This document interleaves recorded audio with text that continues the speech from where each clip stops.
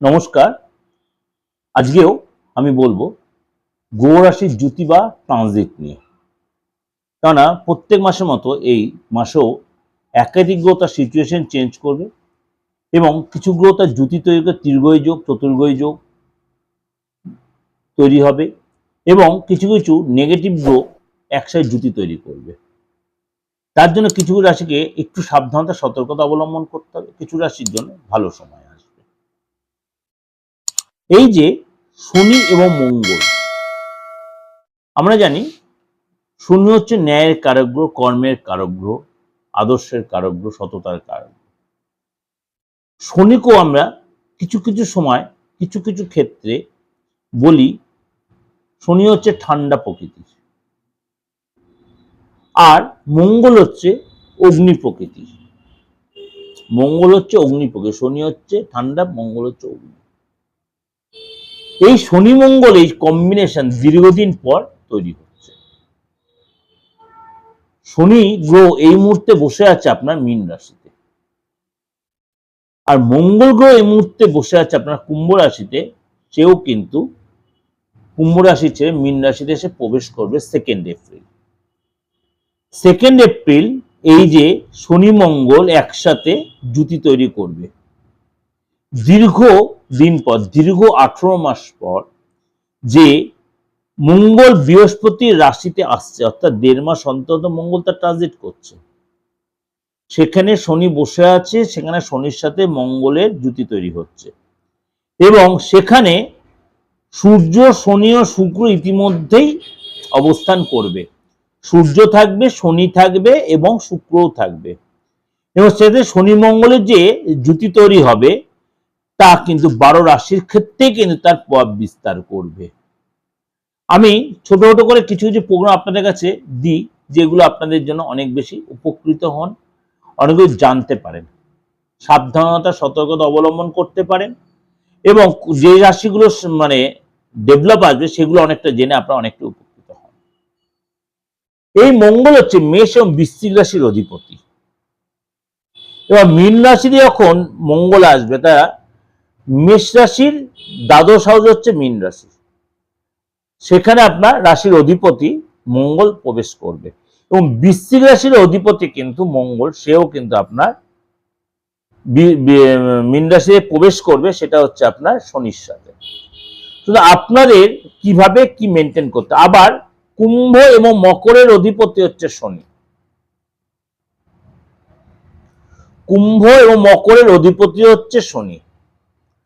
আপনাদের জন্য বা কি অপেক্ষা করছে, কি ভালো এফেক্ট করছে বা কি অপেক্ষা করছে, চলুন তো একটু আলোচনা করি ডিটেলে, তাহলে সুবিধা হবে। তাহলে 2রা এপ্রিল মঙ্গল শনির সাথে জ্যোতি তৈরি করছে বৃহস্পতি রাশিতে, সেখানে আরো একাধিক গ্রহ কিন্তু থাকবে। আমি সেটা ছোট ছোট আপনাদের আলোচনা করবো যে এই যে খারাপ বা ভালো যেটা বলি তার জন্য ভয় পাওয়ার কিছু নেই। খারাপ হলে যখন ভালোটা বলি তখন তার সাথে অ্যাডজাস্ট হয়ে যায়। বারে বারে কিন্তু এই প্রোগ্রামটা খারাপ বললাম, আপনি একটু বলার সতর্কতা, আপনি ভয় পেয়ে গেলেন, ভয় দেখাচ্ছেন, একদমই না। সতর্কতা বলছি, কনসাস থাকবেন, চোখ কান খুলে চলবেন, শরীর নিয়ে, হেলথ নিয়ে এসবগুলো সচেতন থাকবেন। এবার দেখালো আপনার কোন জ্যোতিষ শুক্রের সাথে আপনার জ্যোতি তৈরি হয়েছে সেই মীন রাশিতে, আপনার রাশির জন্য সেটা ভালো, অনেকটা নেগেটিভ গেলে কেটে গেল। বা আমি যে নবপঞ্চম রাজযোগ বলেছি সেসব যেসব রাশির জন্য ভালো বলছে, দেখালো সেখানে কিছু রাশির জন্য খারাপ বলছে, তার নেগেটিভ প্রভাবটা অনেকটাই কেটে গেলো, ভালোর প্রভাব যখন চলে এলো। তাহলে কি ভালো আর খারাপ আপনি জানতে পারলেন, উভয়ের মধ্যে আপনি একটা বিশ্লেষণ করতে পারলেন যে জ্যোতি মানে যে যোগগুলো তৈরি হচ্ছে সেগুলো যে আপনার সবকটাই আপনার ক্ষেত্রে পজিটিভ হচ্ছে, সবকটাই যে আপনার খারাপ হচ্ছে তা কিন্তু নয়। অনেক পজিটিভ যোগ ও খারাপের প্রভাবে একটু আপনার প্রভাবটা কমে গেল, ভালো প্রভাবটা। আবার খারাপ প্রভাব যেটা ভালোর কাছাকাছি এসে অনেকটাতে খারাপের প্রভাবটা দমন করে দিল। কিন্তু আপনার জেনে থাকতে অসুবিধা কোথায় যে এই দিনটা আমার খারাপ সময় আসতে পারে, কিন্তু পার্থদা বলেছিল যে এই সময় আবার আমার ভালো জ্যোতির জন্য আমার ভালো সময় আসছে, তাহলে সেটা অ্যাডজাস্ট হয়ে আমার অত ভয় পাওয়ার দরকার নেই। সবসময় ভালোটা শুনে শুনে অভ্যস্ত, খারাপটা শুনে থাকলে আপনার ওয়াকিবল থাকবে অ্যাস্ট্রোলজি সম্বন্ধে, যে অ্যাস্ট্রোলজিটা অনেক কিছু পারে। আপনারা আমাকে ফেস্টিভ্যাল বসে বিচার করতে পারছেন না, আপনার বার্থ চার্টে কি আছে সেটা আপনি আমি দেখতে পাচ্ছেন, আমি দেখতে পাচ্ছি বা আপনি জানতে পারছেন না। যখন নেগেটিভ যোগ মানে আমাদের কি বলবো অ্যাস্ট্রোনমি বা অ্যাস্ট্রোলজি যাই বলুন, এই সমাজ সংসারের মধ্যে যে যখন গ্রহ রাশি তার যখন ইয়ে করছে, ট্রানজিট হচ্ছে, নেগেটিভ যোগ যখন তৈরি, আপনার বাচ্চাটা যদি সেখানে মধ্যে নেগেটিভ যোগ থেকে থাকে সেই গ্রহগুলোর, তাহলে আপনাকে বেশি সতর্ক থাকতে হবে। সামাও ধরুন শনি মঙ্গল এখানে জুতি তৈরি করছে, আপনার বাচ্চাটা হয়তো নেগেটিভ কোনো ঘরে শনি মঙ্গল জুতি তৈরি করে বসে আছে, অবশ্যই সেই সব ব্যক্তিদের একটু যথেষ্ট সতর্ক ও যত্নশীল হতে হবে। বা আপনার মনে করুন দারিদ্র দোষ আপনার বাচ্চাতে রয়েছে, দারিদ্র একাধিক গ্রহের প্রভাবে হয়, সবসময় রবি শুক্র থাকলে যে দারিদ্র দোষ হয়, কিন্তু রবি শুক্র থাকলে অনেক শুক্রাদিত্য যোগও তৈরি হয়, আমি অনেকবার আলোচনা করেছি। অনেকবার শুক্র রবি একসাথে শুক্রাদিত্য যোগও তৈরি হয়, বুধ রবি থাকলে বুধাদিত্য যোগও তাই কিন্তু হয় না।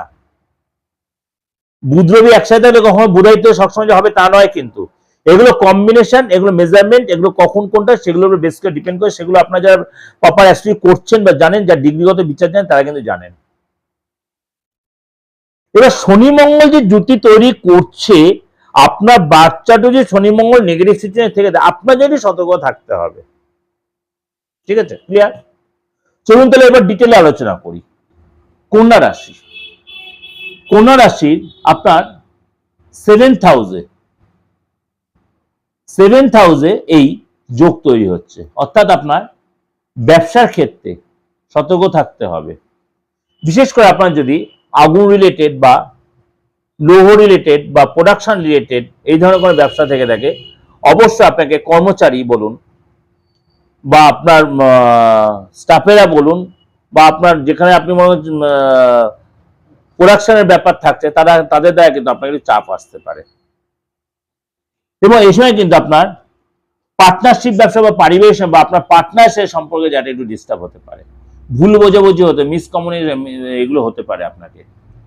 বিবাহিত জীবনের ক্ষেত্রে উত্তেজিত বা উত্তেজনা দেখা দিতে পারে, ভুল বোঝাবুঝি সন্দেহের জায়গা তৈরি হতে পারে, পার্টনার শরীর নিয়ে ডিস্টার্ব হতে পারে, আপনার শরীরে ডিস্টার্ব হতে পারে। ধৈর্য ধরবেন, কনসেন্ট্রেট করবেন, মাথা ঠান্ডায় ভুলেও কোনো মাথা গরম অশান্তি মধ্যে জড়াবেন না। এই সময় কিন্তু আপনাকে লেনদেনের ব্যাপারে অধিক সতর্কতা হতে হবে। আপনি ভুল ট্রানজাকশন, ভুল লোককে টাকা ধার দিয়ে আপনার সেই চাপ আসবে। এই সময় আপনার অনেক বেশি পরিশ্রমী হতে হবে, পরিশ্রম অনুযায়ী হয়তো ফল পাবেন না, কিন্তু সেই ফল পরে পাবেন, কিন্তু আপনার পরিশ্রম হতে হবে, লেথার্জি কাটাতে হবে। পেশাগত দিক দিয়ে সফলতার জন্য আপনাকে অনেক বেশি লেবরিয়াস হতে হবে, চোখ কান খুলে চলতে হবে, বিশ্বাস করবেন না, চোখ বন্ধ করে কাউকে বিশ্বাস করেন তাহলে কিন্তু আপনি ঠকে যাবেন। শৈশব হতে হবে, সতর্ক থাকবেন।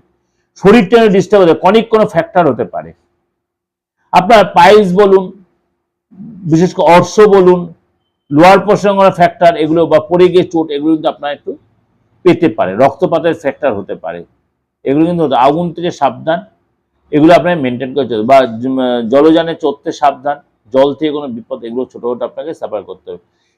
কোনো কীট দংশন, কোনো পশু দংশন, বিশেষ করে কুকুর, সাপ, কোনো কীট দংশন, এগুলো কিন্তু আপনাকে হতে পারে, বি কেয়ারফুল। অর্থাৎ কিছু কিছু আপনাকে একটু সতর্ক থাকতে হবে, বিশেষ করে ব্যবসার ক্ষেত্রে আপনার সতর্ক থাকতে হবে। ব্যবসার ক্ষেত্রে আপনার বাচ্চাটি শনি মঙ্গল জুতি হয়ে থাকে, তাহলে অনেক বেশি আপনার সতর্ক থাকতে, অনেক বেশি সংযত থাকবে, কথাবার্তার সঙ্গে আপনার বিনা কারণে কেউ উত্তেজিত করাবে, ইরিটেটেড করাবে, অশান্তির পরিবেশ তৈরি করবে, আইনি ঝামেলায় জড়িয়ে পড়তে পারেন, পুলিশি ঝামেলায় জড়াতে পারেন, এগুলো কিন্তু একদম এড়িয়ে চলবেন। এটা আপনাদের যে ওভারঅল একটা প্রেজেন্টেশন দিলাম, অবশ্যই ভালো লাগছে বা ভালো লাগবে। অবশ্যই আমি চাইবো খারাপটা কেটে যায়, ভালোটা আপনাদের মিলুক, খারাপটা যেন না মেলে, ভালোটাই আপনাদের মিলুক, তাহলে আমি বেশি মানে আনন্দ পাবো এবং উপকৃতও হব, কারণ আপনাদের ভালোবাসাটা বা আপনাদের আশীর্বাদটা পাবো। যাই হোক, যদি মনে কোনো কনফিউশন বা কোনো প্রবলেম সাফার করছেন, কারোর সাথে কনসেপ্ট আমার কাছে আসতে বলছি না, একদমই না। আপনার যাকে ভালো লাগে, আপনার যে ব্যক্তিগত আসলে তার কাছে কনসাল্ট করুন, প্রপার গাইড করে আপনি ঠিক বেরিয়ে যেতে পারবেন। আর যদি মনে হয় পার্সোনাল কাছে আসবেন, দেখুন নিচে রয়েছে 8910732594339601 ফোন করবেন, আপনি আমাকে পেয়ে যাবেন, অনলাইনে বা অফলাইনে, অবশ্যই ফিজ দিয়ে বা রেমুনারেশন। নমস্কার, ভালো থাকবেন।